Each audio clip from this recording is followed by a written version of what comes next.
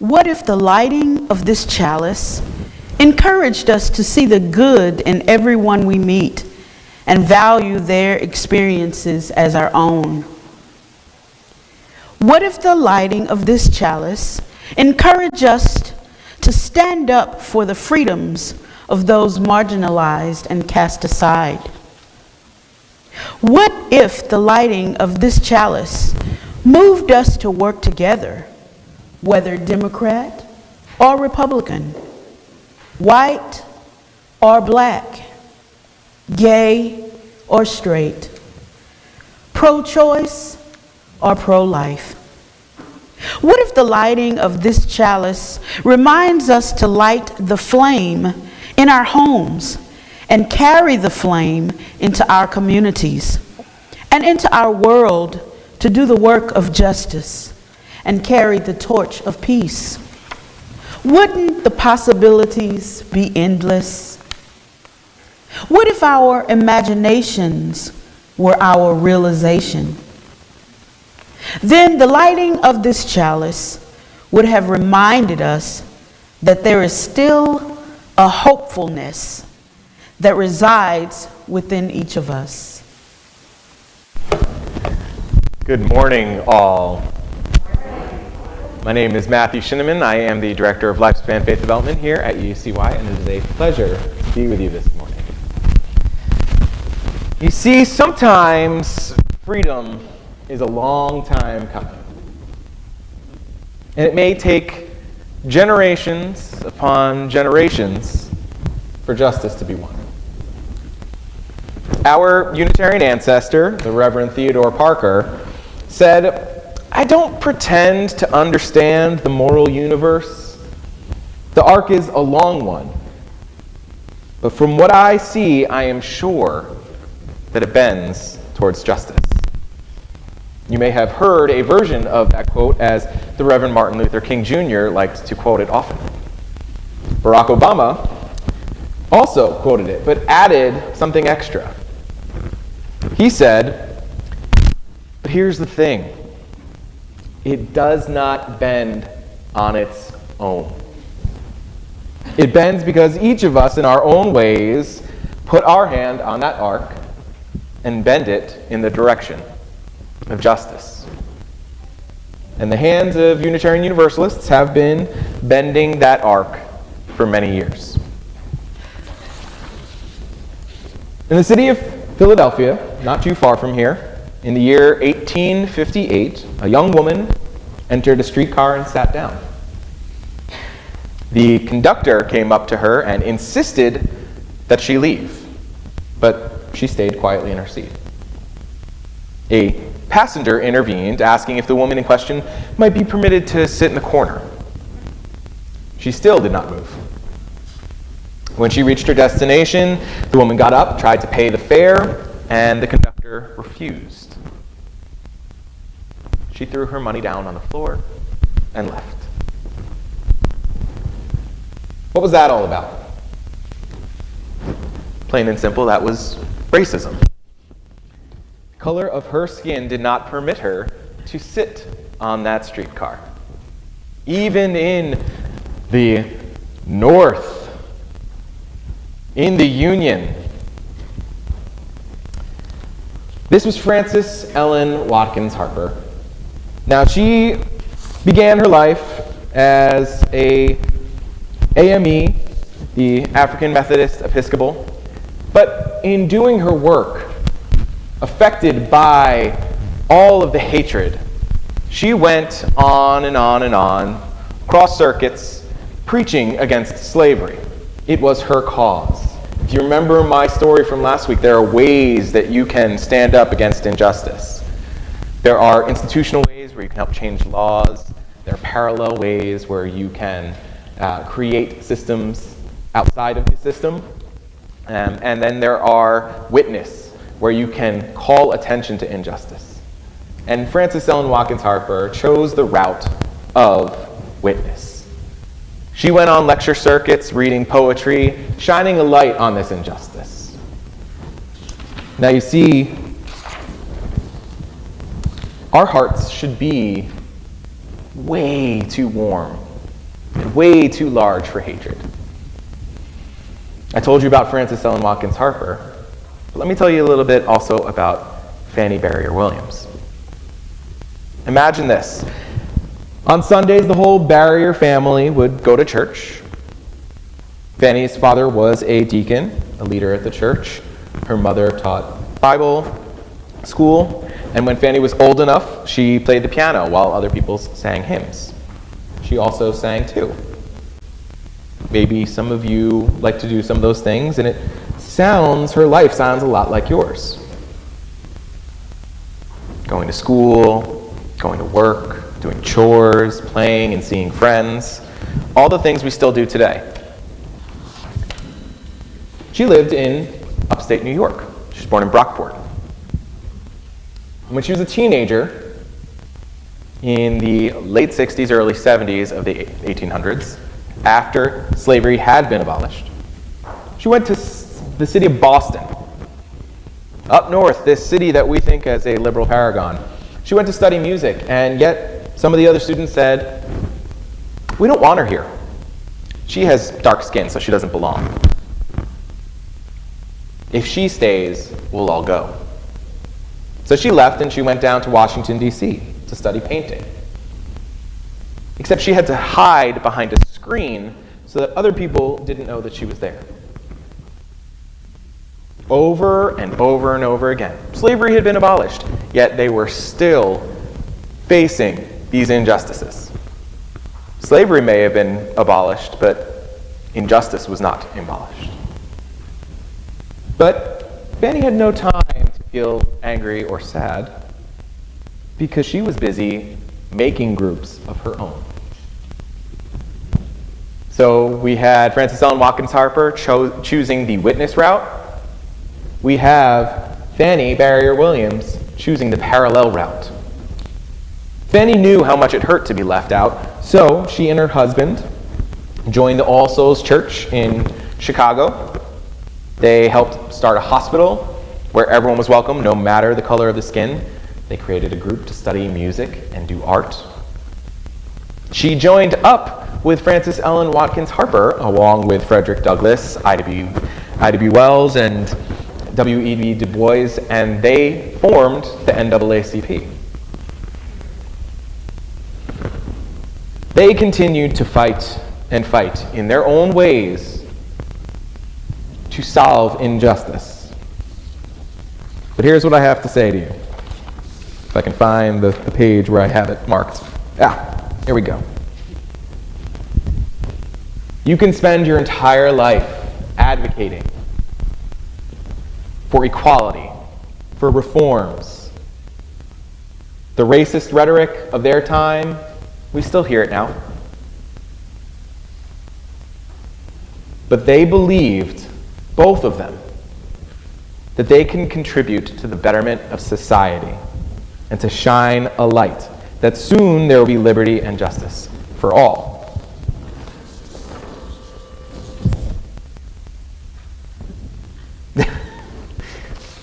Are you done with the feedback? Is it still coming out? I can hear it up here. Can you hear it? No? Okay, good. I apologize. The biggest thing that you all need to understand that Frances Watkins Ellen Harper understood, your efforts may never see the fruition of those efforts.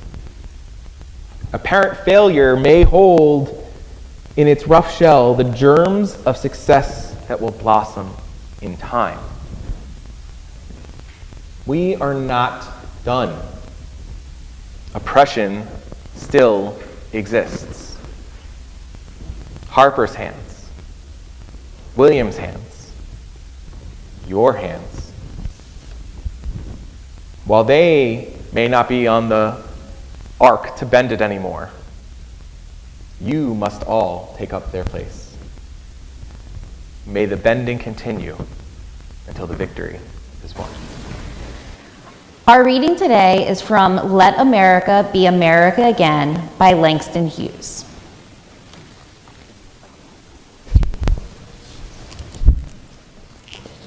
Let America be America again.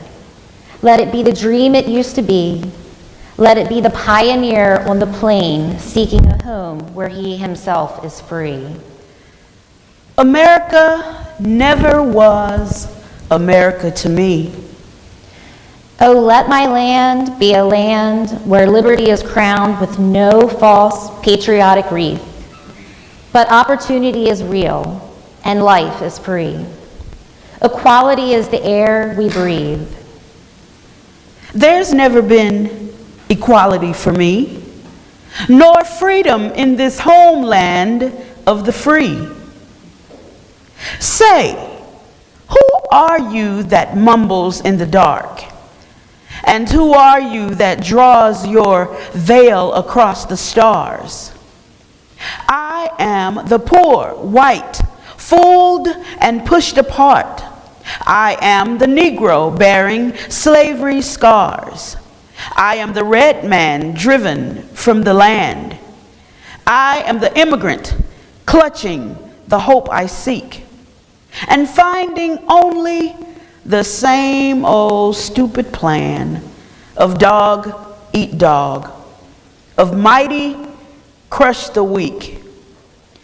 I am the young man, full of strength and hope, tangled in that ancient endless chain of profit, power, gain, of grab the land, of grab the gold, of grab the ways of satisfying need, of work the men, of take the pay, of owning everything for one's own greed. I am the farmer, bondsman to the soil. I am the worker sold to the machine. I am the Negro, servant to you all. I am the people, humble, hungry, mean, hungry, yet today, despite the dream. Beaten, yet today, oh pioneers, I am the man who never got ahead, the poorest worker, bartered through the years. Yet I'm the one who dreamt our basic dream in the old world while still a serf of kings. For I'm the one who left dark Ireland's shore and Poland's plain and England's grassy lay. And torn from a black Africa strand, I came to build the homeland of the free. The free? Oh, let America be America again. The land that never has been yet, and yet must be. The land where every man is free. The land that's mine. The poor man's, Indians, Negroes, me.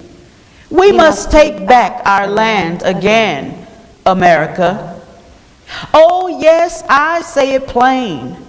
America never was America to me. And yet I swear this oath, America will be.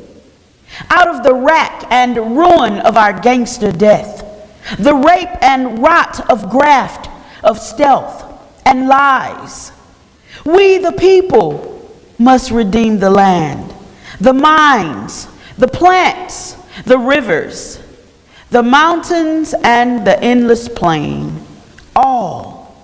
all the stretch of these great green states, and make America again. Good morning. Good morning. It is an absolute pleasure to be with you on today. Let me say Happy Father's Day to all of our fathers, and Happy Juneteenth. Happy Juneteenth. Again, a great pleasure to be in your presence on today. I want to publicly thank all of the worship team that has worked so diligently with me to get myself together for my time with you on today. I bring you greetings from Core Fellowship. I also bring you greetings from Trinity United Church of Christ here in York, Pennsylvania. I want to say and recognize Reverend Marion Smith, who is a part of our Core Fellowship family. He has come out to support me on today. It is great to see you, sir. Thank you so much. Welcome to all in the sanctuary and to all who are on Zoom. I am excited to be with you today. When I heard that it was a Juneteenth service, I was like, what? It is? Well, certainly I felt honored and privileged to be called on because I am actually from Houston, Texas, and Galveston, Texas is about 45 minutes from Houston, Texas, and this is where Juneteenth originated from. So I thought, how wonderful will it be for me to stand as a native Texan and be here with you on today. So thank you again. The history and the importance, I believe, the freedom for all people is paramount. And if one is going to achieve their full potential, they must acquire freedom. The effects of oppression are deeply embedded, and I want us to take a close look this morning on some of the ways in which denied freedoms can impact the lives of those seeking liberation. In sharing this history, I do want to shift to the celebration that emerges from the gallows of struggle and culminates in the continued striving for a world where we can achieve the love, where we can all achieve the light, where we can all achieve the liberty that was intended by our Creator. Juneteenth became a national holiday just last year. It was also called Emancipation Day. It was called Freedom Day, Jubilee Day, Black Independence Day, and Juneteenth Independence Day, commemorating the end of slavery in the United States. It's observed annually on June 19th. In 1863, during the American Civil War, President Abraham Lincoln issued the Emancipation Proclamation, which declared more than 3 million slaves living in the Confederate States to be free. Now, you see, in Texas, more than 2 years would pass, however, before the news reached African Americans living in Texas. It was not until the Union soldiers arrived in Galveston on June 19, 1865, that the state's residents finally learned that slavery had been abolished. The former slaves immediately began to celebrate. They began to celebrate with prayer, with feasting, and with songs of joy, and with the dance. The following year, on June 19th, the first official Juneteenth celebration took place in the state of Texas. The original observances included prayer meetings and the singing of spirituals, and the celebrants wore new clothes as a way of representing their newfound freedom. Within a few years, African Americans in other states were celebrating the day as well, making it an annual tradition.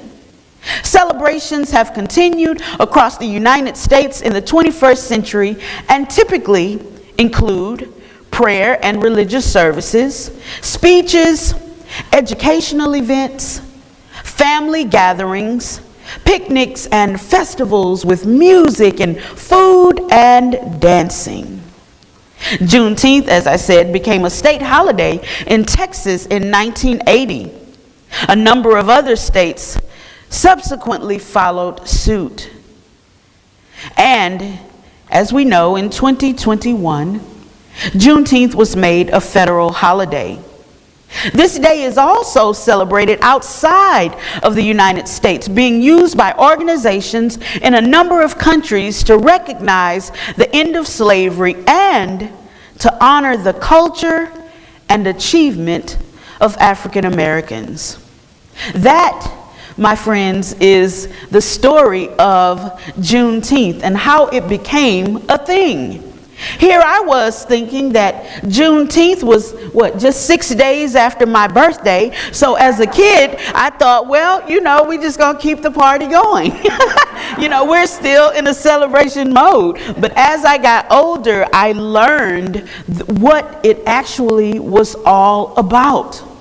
And I thought, how odd is it that maybe not odd. How backwards is it? How slow is it for this to happen? That's an amazing story. 2 years had gone by before they even knew. They said, no, it's going to take the Union soldiers showing up to make this official. And that is exactly what happened.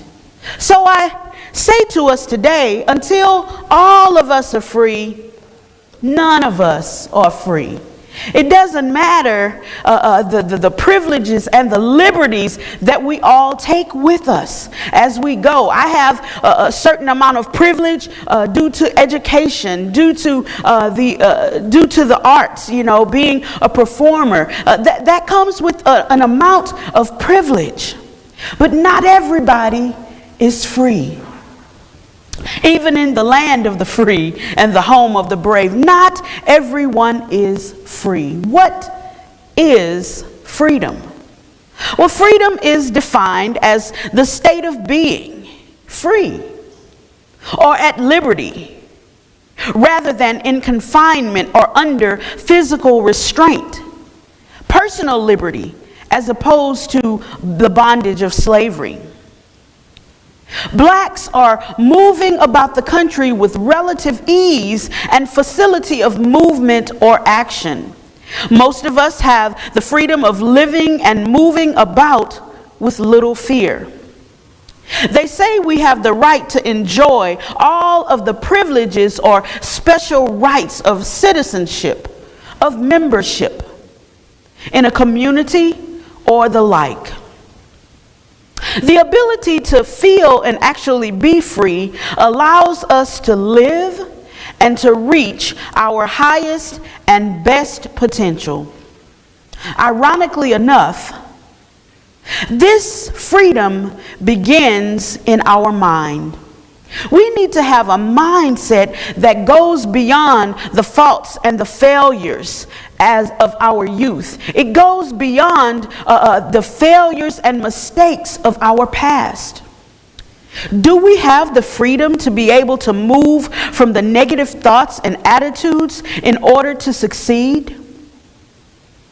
If one is going to be successful, they've got to take the negative that they experience on a day-to-day basis. They've got to take the negativity that comes day in and day out and try to reframe that into something different. We can't always keep negativity up in our minds. If we keep negativity up in our minds, it starts to show up in our bodies. We start to deal with stress and we start to deal with all these other ailments because our minds aren't clear. They aren't focused, and they aren't in a place where they feel like, I can handle this, I can make it, even with the challenges that come up upon me.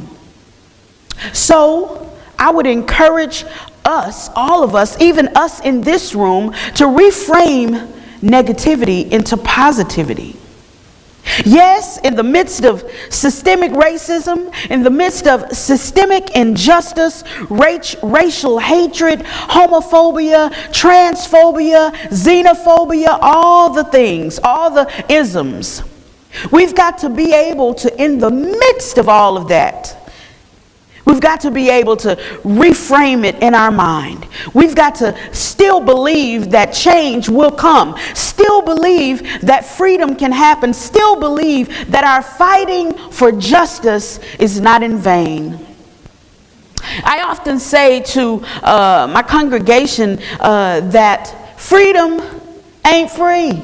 I know I use bad English, but freedom is not free. The liberties that we have as Americans, they are not free. For we see what has happened in our nation over these last 8 years, where we have been smack dab in the middle of tension, right and a left, black and a white, the haves and the have-nots. We've been in this divide for quite a long time. And so now we really see things coming to the surface. We see the ugliness that we face each and every day. So we've got to be able to reframe that. It starts in our mind. So when we want to do something and reach our highest potential, we've still got to strive for those freedoms that we are waiting to achieve. Even those that are dealing with striving for their liberation, striving for their freedom, they have to come to a place where the fight for freedom becomes a center stage. It becomes the only thing that we put our hands to. It has to be the only thing. We have to be able to realize we've got to work for this freedom. That's why we're doing phone polls. That's why we're going to the voting booth. That's why we're fighting for justice, as the gentleman just spoke about today. It spoke about all of us getting involved, encouraging those who deal with oppression, to encourage them that I am with you. I am standing with you. So let me roll up my sleeves and go to work. That arc bends only because somebody's bending it. We've got to put our hands to work. And if our freedoms are not realized, the person, the community, the individual that is experiencing this will not reach their fullest potential. And a person's potential is determined by several factors: their physical security, their emotional security, and the environment, as well as their mindset. So before somebody can strive for their fullest potential, the basic needs have to be met, correct?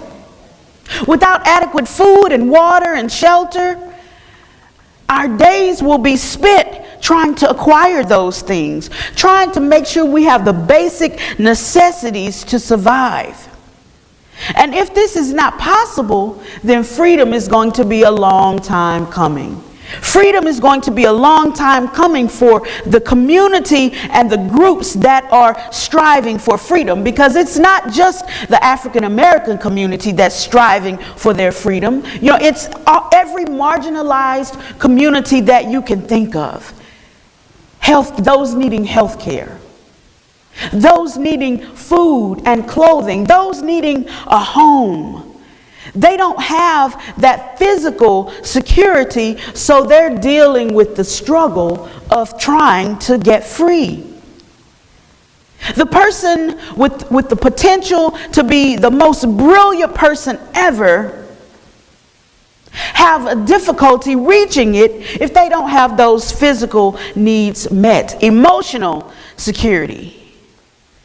We don't do very well in isolation, regardless of what people have said. You know, I like being at home, and I don't have to come out of my house sometimes, you know, unless it's absolutely necessary. But especially being in a pandemic, especially being a community and a world dealing with COVID-19, that jarred a lot of people's emotional well-being. And so we had to reframe that. We had to do things differently. We had to change it from we had to change it from physical distancing to social distancing. We can keep our physical distance, but we can still connect socially. That's a way a lot of us were able to get along emotionally. You know, I don't know about you, but I was glad when we started doing Zoom, you know, and having worship. Who would have thought we would be on Zoom going to church? I tease my mother all the time because I'm like, oh, you can just church hop now. You can just visit all the churches online. But it made a way for us to connect. It made a way for us to connect. So that emotional security is important. Studies have shown that forming intimate bonds with others is incredibly important for our mental health. And these bonds start as infants. Babies rely on this bond with their parent or their caretaker to fulfill their needs. And if that bond is missing, we simply will not reach the fullest potential. Our environment is also important. They shape how we can reach full potential. And full potential is I'm using it as a metaphor for until we all are free. We've got to reach that full potential in order to achieve that freedom. If Beethoven did not have access to music, how would he have developed that gift? That's full potential being realized. And for most of us, we don't have to worry about whether we're getting enough food or water or shelter. Both our physical and emotional needs have been met to some extent, to a large extent. And any limits that our environment has, they're minimal. So we're already blessed. So now it's our job to work hard to help somebody else get free. Is that right? We have to be able to do that.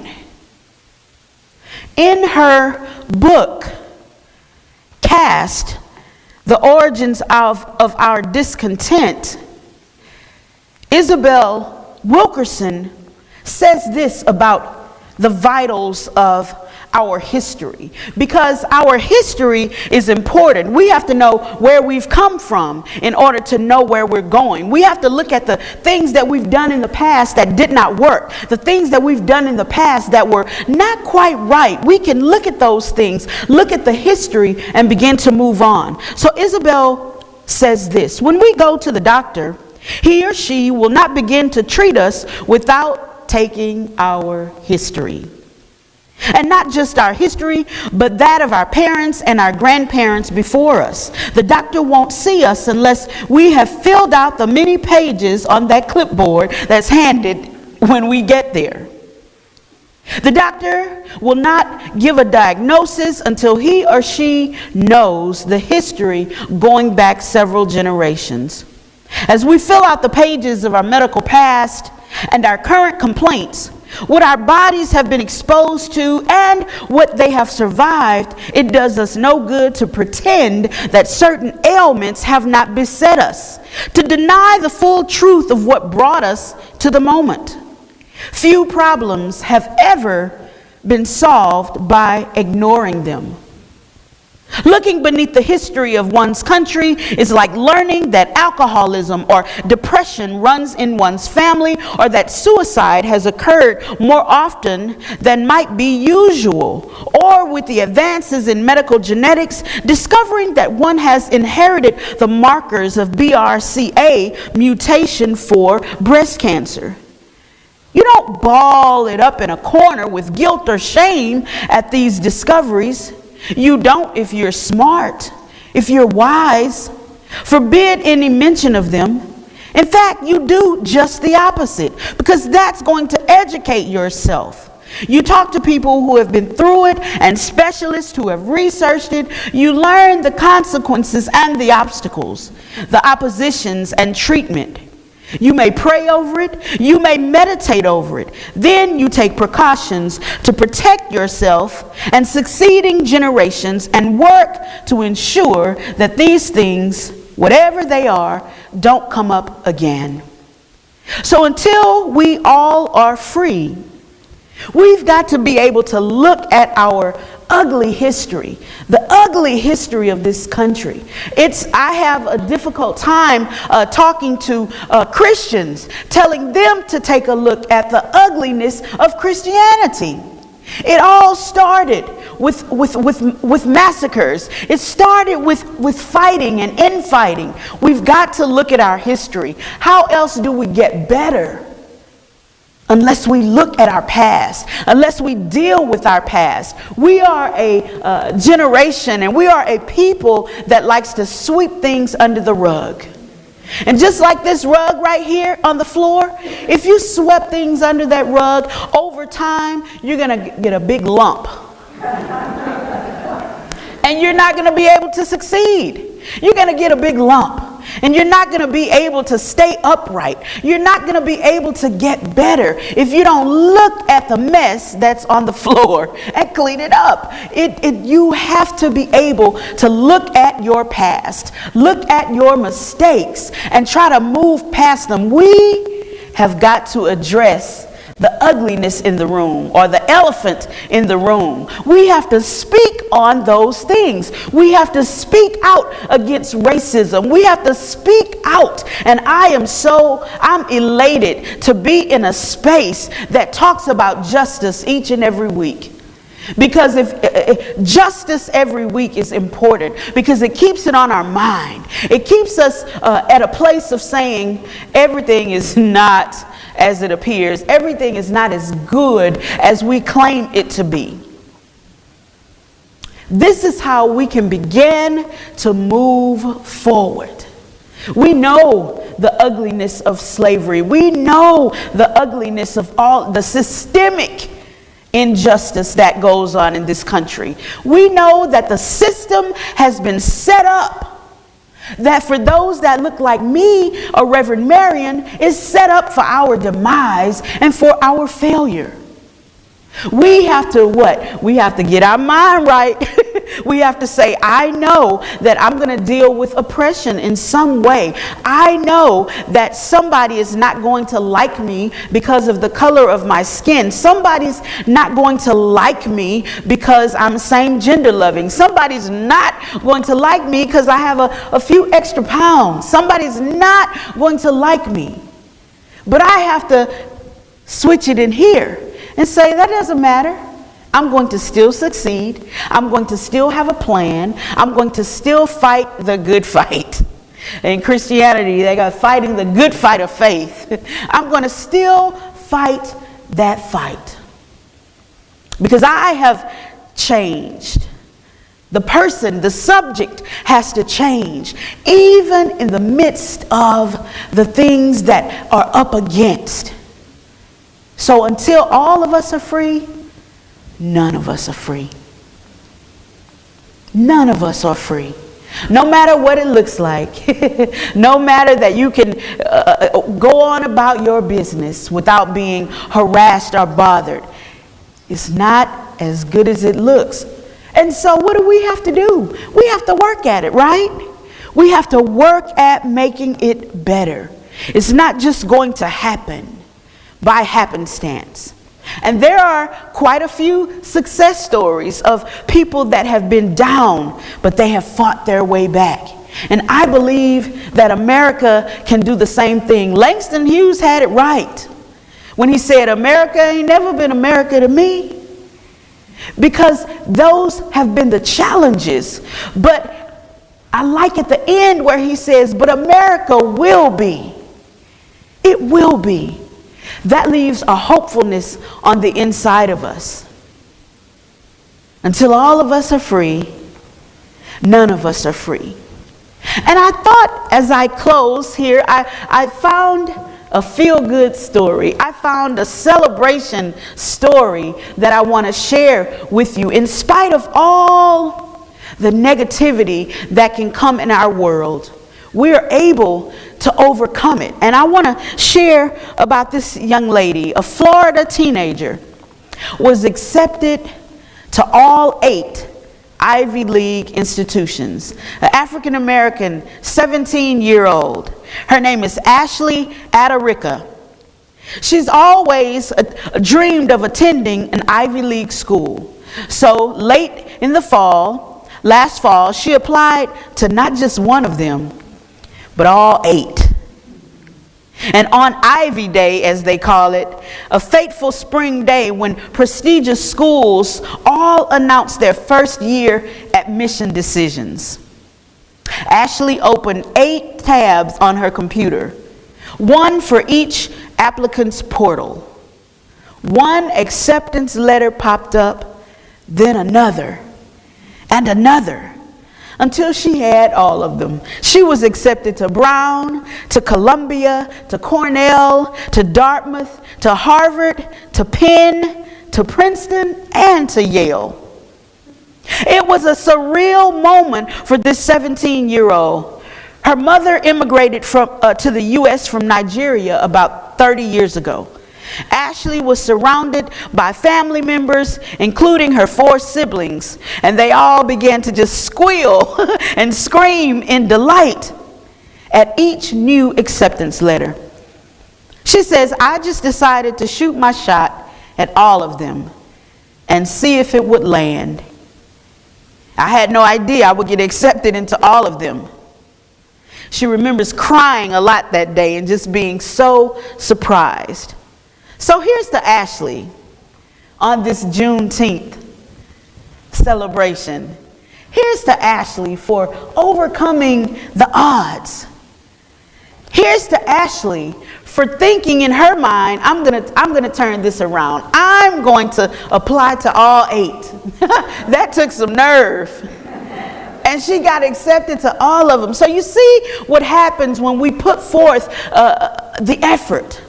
Things happen. As we put forth our effort for the cause of justice, things will happen. It doesn't matter that our country is torn to shambles. It doesn't matter. We can fight the good fight of faith. Because why? Until all of us are free, none of us are free. Blessed be for our word on today. We extinguish this flame, but not the light of truth, the warmth of community, or the fire of commitment.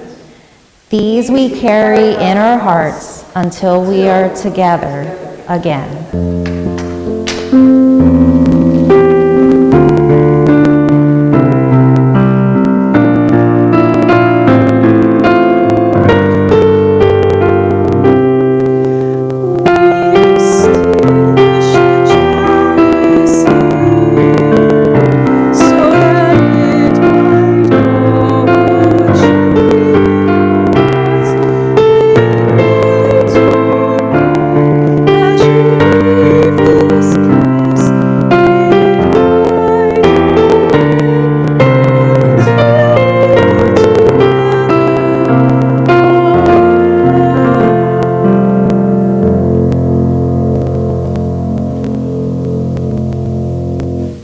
I speak comfort, strength, and encouragement to you.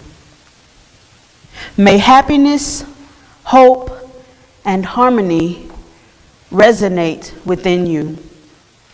I speak love, courage, and joy to your souls. May fruitfulness, faith, and freedom find you. I speak the spirit of grace, wisdom, and understanding, and may they carry you all the way through and give you peace. Amen.